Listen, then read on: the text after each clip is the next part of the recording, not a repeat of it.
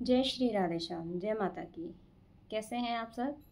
स्वागत है आप सबका माय लाइफ स्टोरीज में। कहानी को आगे बढ़ाते हैं, जानते हैं जो लोग उस बच्ची के हस्बैंड को परेशान किया करते थे, क्या उन लोगों को भगवान का भय नहीं था? क्या वो लोग समाज से, परिवार से नहीं डरते थे किसी से? तो इसी बारे में आज मैं आपसे आगे की कहानी को साझा करूँगी।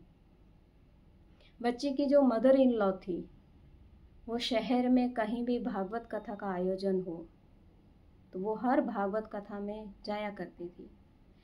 नरसिंह भगत की कहीं पर भी कथा हो तो वो हर नरसिंह भगत की कथा को सुनने के लिए जाया करती थी। अन्य और किसी भी तरह का कथा का आयोजन हो, किसी भी तरह का भक्ति संध्या का आयोजन हो तो वो हर जगह जाया करती थी, बहुत कुछ सुना करती थी। ऐसा नहीं है कि वो ईश्वर की पूजा पाठ नहीं करती थी।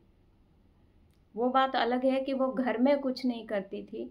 हाँ, उनको घूमने का शौक़ था, बातों का शौक़ था, कथाओं में जाने का शौक़ था, तो वो शौक़ के दौर पर जाया करती थी। समाज में अपनी गुडविल को अच्छा बनाने के लिए अनाथ आश्रम में भी, उसमें भी जाया करती थी। समाज की, अपने आस पड़ोस की 2-4 महिलाओं को साथ इकट्ठा करना, क्योंकि सबसे आगे ऐसे कामों को आयोजन करने का वो अपने ऊपर ही रखती थी। उनको ये होता था कि समाज में मेरा नाम हो। वृद्ध आश्रम में भी जाया करती थी और खूब रोया करती थी, कैसे बेटे छोड़ देते हैं अपनी माँ को। क्या उन्होंने वो चीज़ें अपने अंदर नहीं उतारी कभी भी?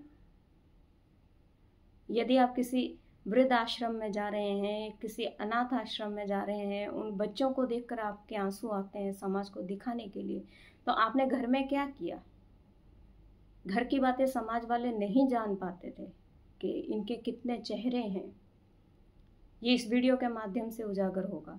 घर के सभी सदस्य जानते थे, बच्ची के फादर इन लॉ, बच्ची के ब्रदर इन लॉ, बच्ची की ब्रदर इन लॉ की वाइफ, यहाँ तक कि उस बच्ची की ननंद भी जानती थी, क्योंकि 1-2 घटना उस बच्ची की ननंद के साथ भी हुई हैं। कुछ घटना ऐसी हुई थी माँ बेटी के बीच में, जिस कारण से वो बेटी से झगड़ा होने के कारण घर को छोड़कर चली जाती हैं। पर फिर भी हर बेटी को लगता है कि मेरी माँ तो देवी है।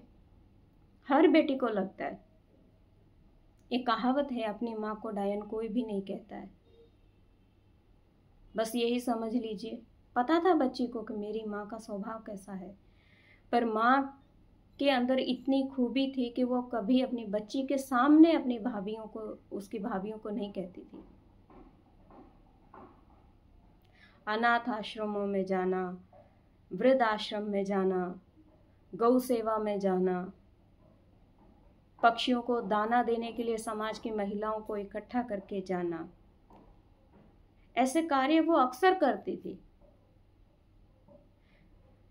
रोड के किनारे बैठे हुए भिखारियों को खूब दान करना, तो लोगों को ये लगता था कि ये कितनी दयालु हैं। दूसरा चेहरा नहीं पता था लोगों को। इसी के बीच में एक छोटा सा किस्सा बताती हूँ कि जब ममता आपके हृदय में हो तो आप कैसे बहू में और बेटी में अंतर कर सकते हैं।